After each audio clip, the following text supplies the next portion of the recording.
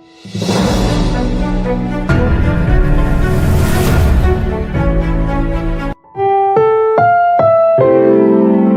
programang ito ay rated SPG. Striktong patnubay at gabay ng magulang ang kailangan. Maaaring may masiselang tema, lengguwahe, karahasan, sexual, horror o droga na hindi angkop sa Welcome back mga ka-episode plus at narito mga dapat nating abangan dito nga lang sa Abot Kamay na Pangarap kung saan itong si Harry ay binigyan nga ng regalo itong si Annalyn sa araw nga ng Kapaskuhan.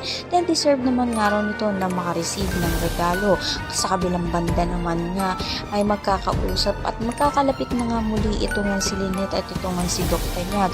At ang hiling nga niya ay sana nga raw ay magising pa nga raw ang kanyang ama upang makapagpatawad pa nga siya sa mga nagawa nga niya rito. Samantala, natuklasan naman nga nito ni Justin na naroon nga ang kanyang ina sa children's party. Kaya naman nagalit nga ito at sinabi na nga lang ito ni Giselle na aalis na nga siya.